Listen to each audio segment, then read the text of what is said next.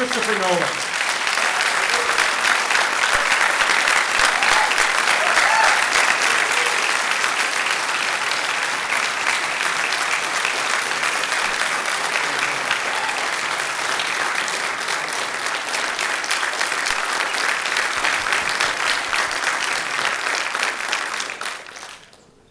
Nice reaction. Very nice. Thank you. You've just had an amazing experience. I know. I could hear you, and I was watching most of it again with you. Welcome back, Chris. Congratulations. Well, thank you very much, and thank you for having me back. It's always nice to be here. Glad to have you here. As I said backstage, congratulations on this movie. It's such an incredible experience to witness and to experience. We're going to talk a bit about the movie, the making of the movie, sort of where it came from. We'll take some questions from the audience as well. Please, if you are taking pictures, please no flash. Please be respectful of people sitting around you, and no recording of the conversation if you don't mind. Just kind of enjoy the experience. We're recording it, so you don't have to. And we'll dive in. I was thinking about...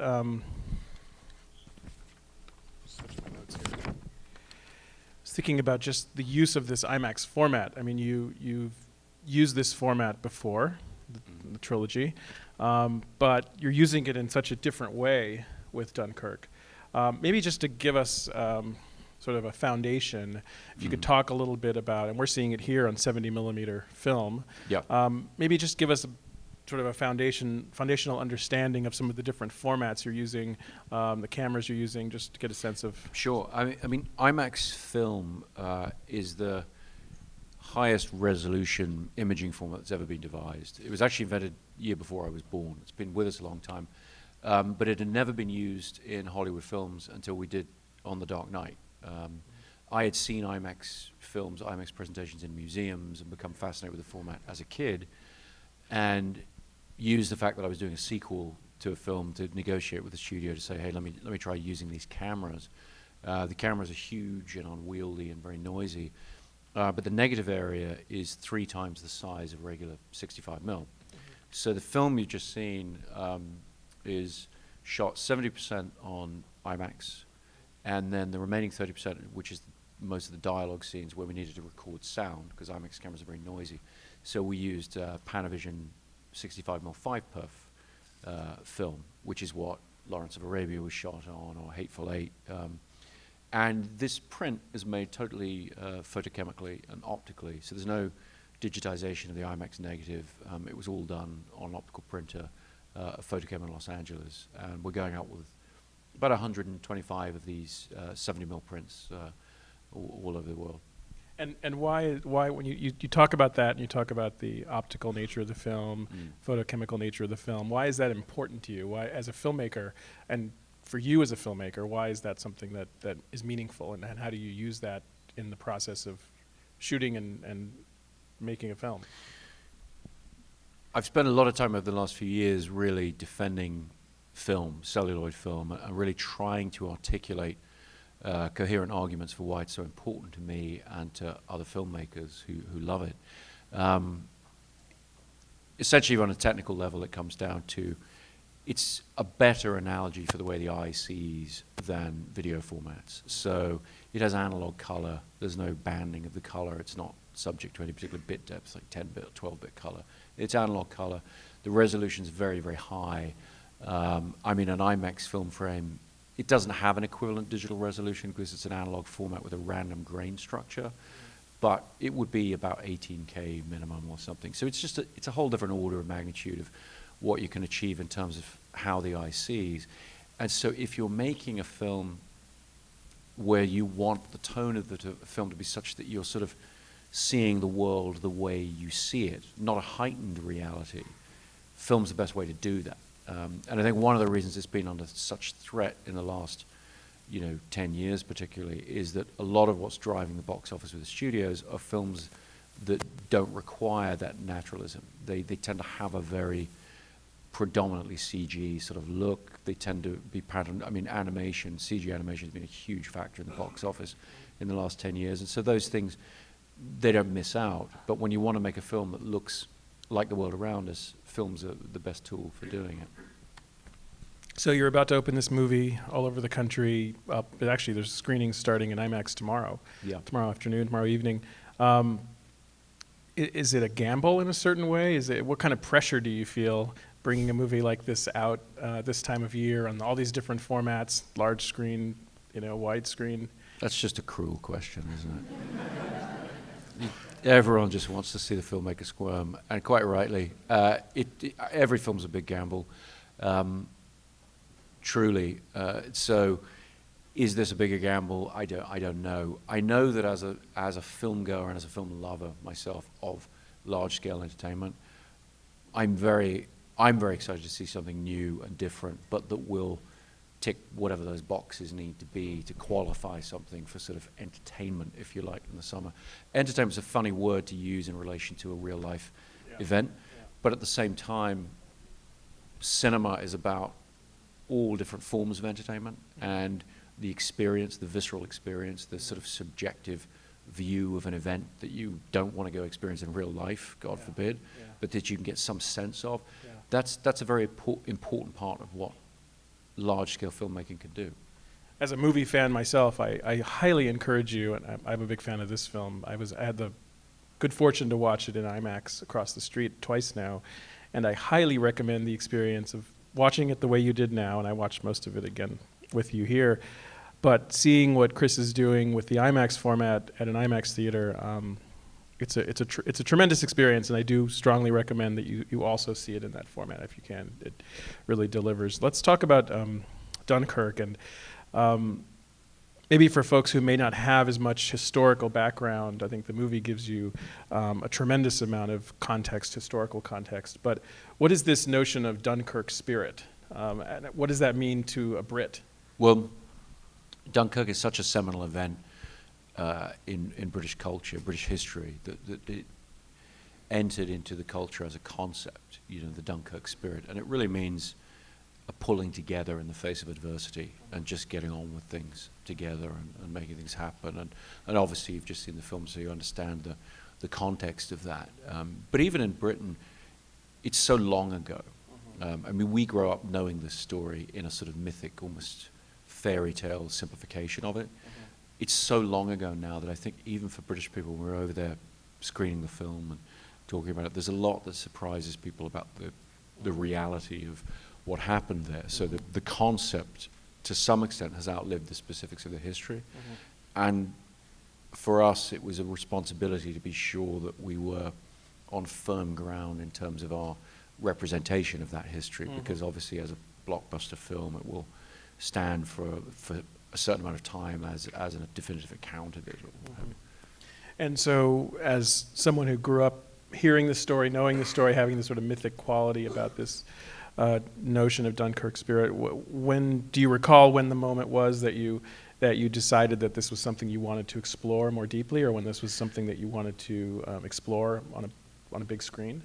I mean, it's been a long-term evolution for me, because as a storyteller, you're looking for a gap in the record. You're looking for a story that should have been told in modern films and hasn't been.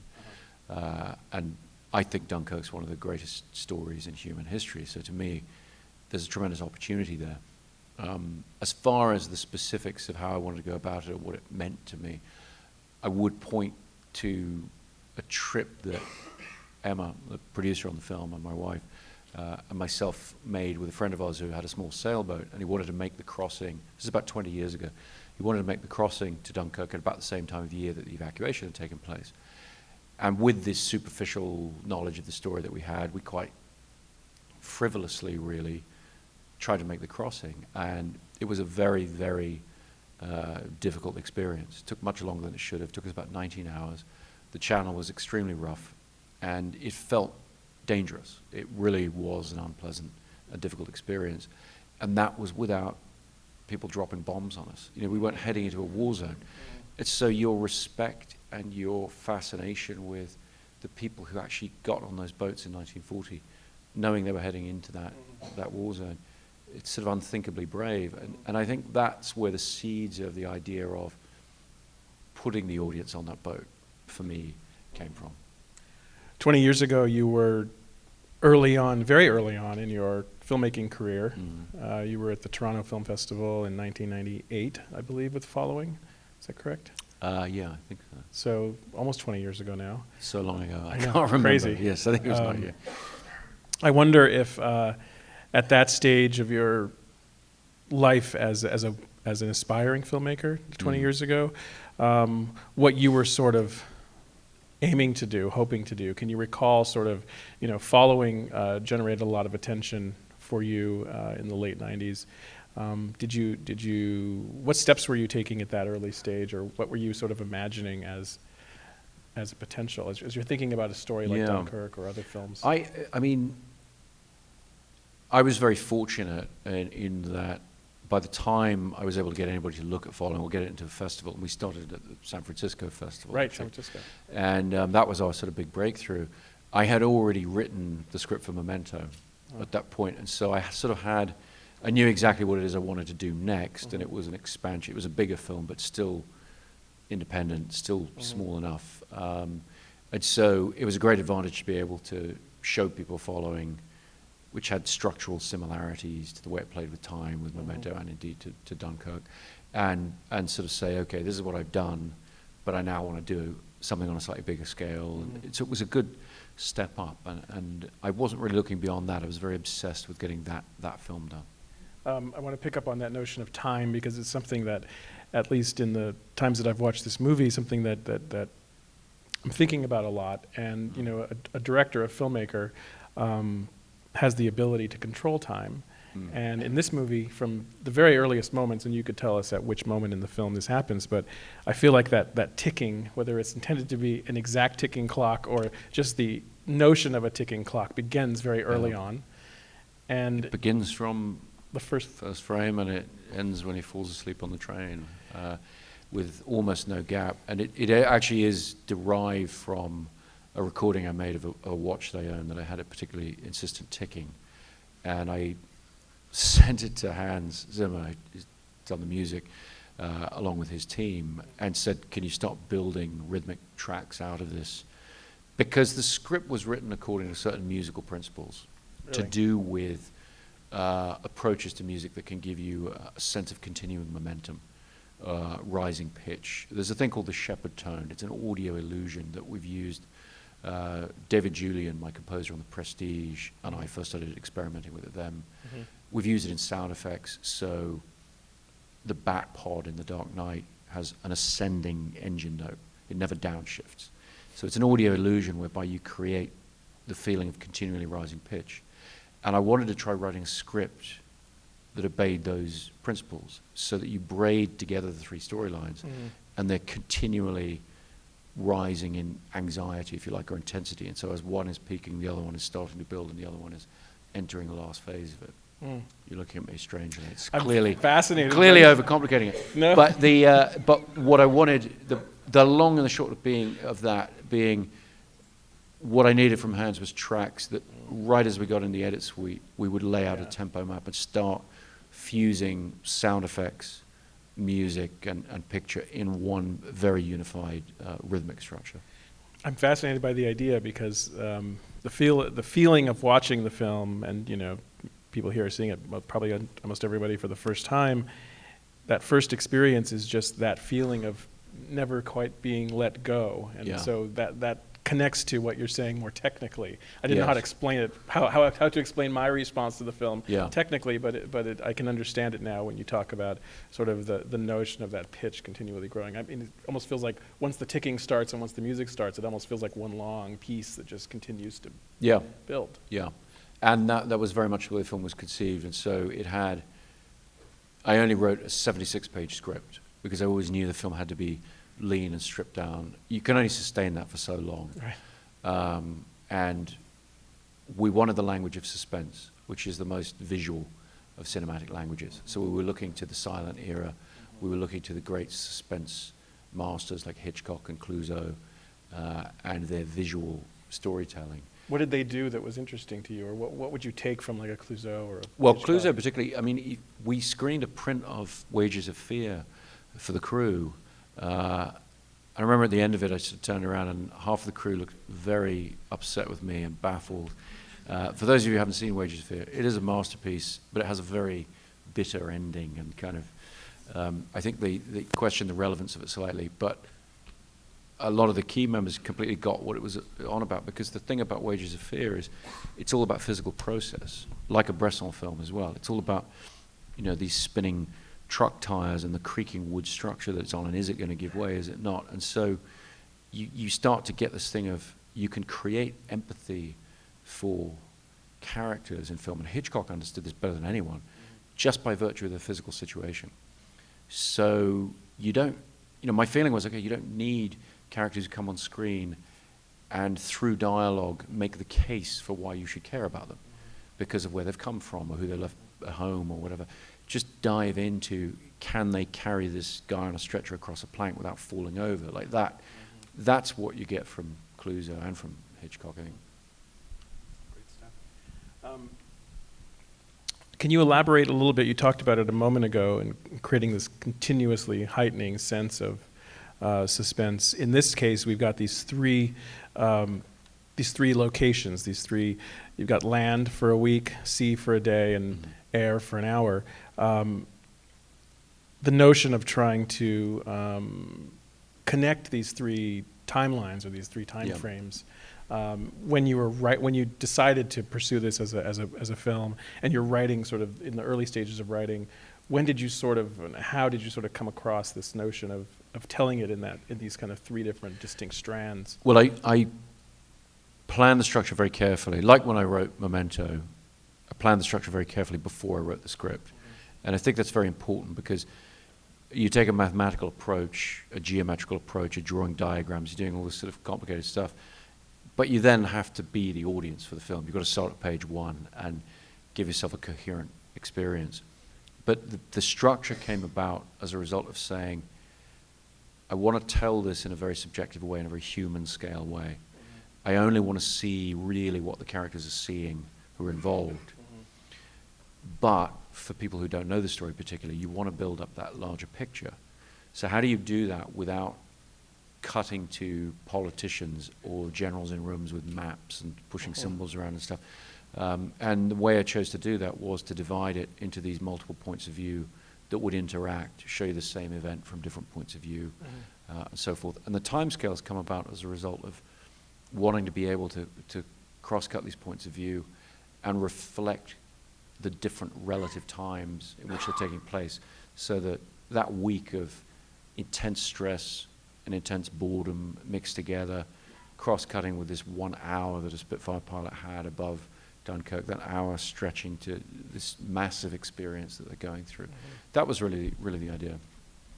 I'm fascinated by this notion also of you with a screenwriter sitting at a computer or however you write, with also like geometric symbols and shapes. I wouldn't have thought about the writing process involving that kind of. Everybody has their own weird way of, Yours involves geometry. Mine involves geometry and diagrams, and yes, I won't go any further than that. Writing is a very private affair. Let's talk about the Spitfire. You've filmed these aerial sequences are, again, just so immersive, and you're filming this aerial action in such a distinctive way, in a way that really, I can't imagine the idea of, if you're shooting with IMAX, many of these scenes are in the larger format IMAX. Yeah. Tell us about the research process and the structural process of creating the ultimate impact we see on the screen from the air. Well, we wanted to be true to this notion of subjectivity. So we wanted to find a way to put the camera in the cockpit and keep it there, not jump to the sort of German point of view, but stay, within the world of the pilot.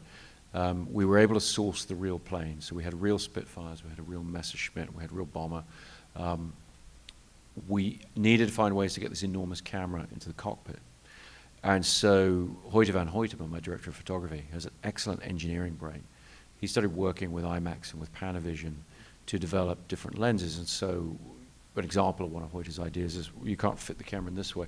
What if you turn it vertically, mount it behind the seat, and create a lens that has a right angle? So then you can put the lens where the head of the pilot would be. And it's a brilliant solution, and it worked very well. The other thing that when we looked at all of the different dogfights that have been done in films, right the way back to Wings and Hell's Angels, by way of Battle of Britain, Top Gun, all of them. The thing that lets all of them down are the shots of the actors. In one way or another, they're artificial because they're green screen in more modern films, or to do with exposure balance, things like that. My stunt coordinator, who is also a passionate student of aviation, Tom Struthers, he came up with the idea of buying a Soviet-era Romanian plane called a Yak. It's about the same size and shape as a Spitfire, but we could buy it, own it, change it to look like a Spitfire, and then it has 2 cockpits. So the idea was we could mount the camera on the wing of the plane or the fuselage of the plane. A real pilot could fly from the back, and the actor could be in the front. And that way, we could put them in formation with the other planes and, really have them go through the action for real and get shots in camera like that. Amazing. I have to look at my clock because I know that we have a limited amount of time. Okay, we're doing okay. We're going to get to some questions from the audience in a minute. When you were a kid, did you watch a lot of movies? God, yeah. Yeah? Yeah. Were there certain types of movies? Oh, all sorts. Movies have been everything to me my whole life, really. All sorts. The interesting thing is that when you look at, people will ask what filmmakers I'm interested by, and I'll sit and I'll talk about Bresson or Clouzot, or we'll talk about Nicholas Roeg. But the interesting thing about film is we all tend to come to film through Hollywood, through the blockbuster. Unlike literature, where everybody kind of finds their own route, and people don't necessarily come through John Grisham, or whatever. In movies, you do. You come through those films. We do all sort of start, when we're kids. We watch the mainstream movies, and then as we get older, into adolescence and stuff, we start finding an interest in more varied things or more offbeat things. And for me, that means I have a lot of treasured memories of, George Lucas's original Star Wars, for example, or the early Bond films, or the 70s Bond films of my era, Blade Runner film. These are all kind of seminal films to me. I couldn't help but thinking about the Lucas early Star Wars and some of the fight sequences here. Just Totally. Little moments. Well, if you watch Battle of Britain, that Michael Caine was in, you see cuts in that I've never really asked George specifically, but there's things in it that are so close. Yeah. And it's Red 5 and all that stuff. We're sort of taking it back to where it came from. Yeah. You mentioned Bond. Everybody says you want to make a Bond film. Yeah, you look the part. I could see it. Exactly. I think they mean direct. I grew up with that franchise. Anyone who's seen my other films knows how shamelessly I've ripped those films off over the years. So, at some point, I suppose I should repay the debt. But, they're doing terrifically well without me. So that's fine. You go where you're needed, I suppose. Fair enough. There weren't enough World War II films, so. Yeah. There's certainly there's certainly this idea that you have complete freedom to make whatever you want, or you can certainly talk about making whatever you want. You can walk in the door and have that conversation. Yes, I'm the Colonel Kurtz of mainstream filmmakers. Do you feel operating out there? I think that idea is a bit of a. Filmmaking is all intelligent compromise. It's all about, particularly at this budget level, it's about a tension between the marketplace, the marketing, what you can do. You're working within parameters, whatever level you're working with. I certainly enjoy a very good relationship with a studio that I've worked with for a long time, and that's a huge advantage in terms of navigating the realities of studio filmmaking. Do you like VR? This feels like VR without a headset in certain ways. I've referred to it in that way. I prefer this. I don't mean this isn't my film, but as in the big screen. Well, I think that cinema has an incredible. It's just got this incredibly nimble adaptability. So you can be in this kind of first-person visceral mode, and then you can flip to a more objective, discursive mode or narrative. There are just so many tools in the toolkit. And so my feeling about movies, and the reason I love movies, is I don't think we've even scratched the surface of what's possible in movies. And every time you come to make a big film, you just hope to add some little thing to whatever the grammar is or the lexicon. Or, I mean, sometimes, it's like with the bomb sound or something. You go, okay, that's something I put into movies and that wasn't there before or whatever. You go, but some little, some little tool that somebody else can then use, or you can sort of advance it. But if you look at where films are now, and you just compare the technical evolution of them, I mean, there's just no stopping them. They just go and they go and they go. And I'm not, because I'm a defender of celluloid, it's not because I'm against technological development in film. It's because that I know, and when you go to see the IMAX film print of this film, you start to understand, we just haven't mined what that incredible medium can do.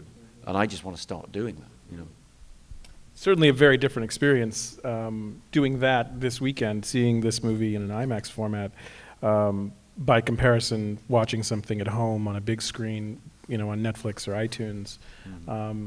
Do you watch movies on Netflix or iTunes? Do you watch movies in that environment as well?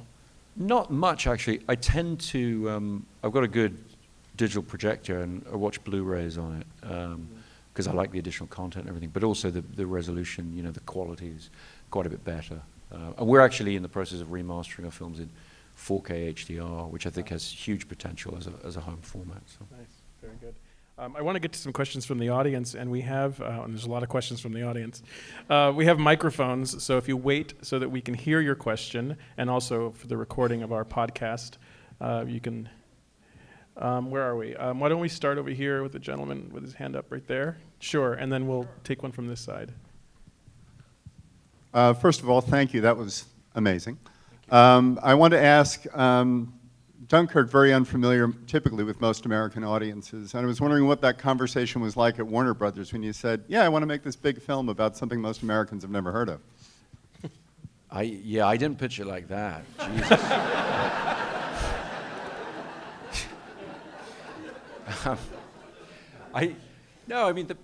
The pitch is the story. The pitch was the story.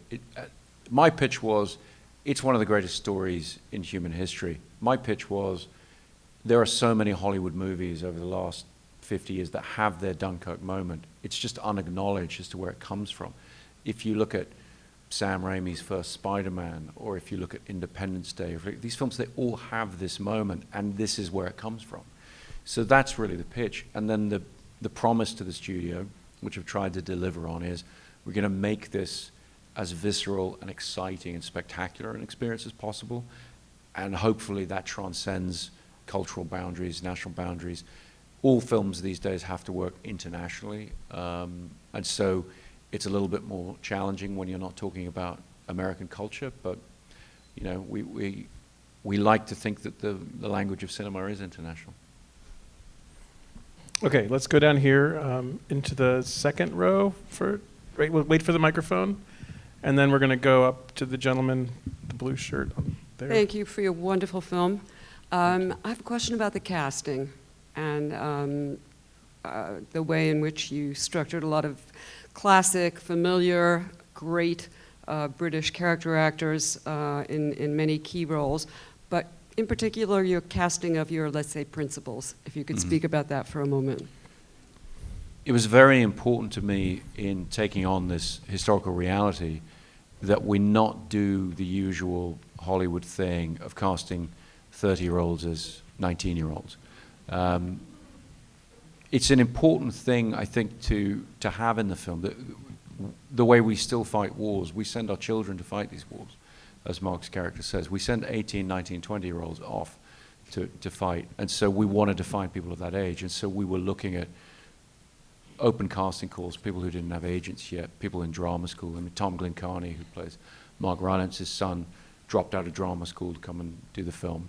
I gather they let him graduate based on the film, which is good. I hope so. But, and Fionn Whitehead, who plays what I consider the lead of the ensemble, had really done no film work before.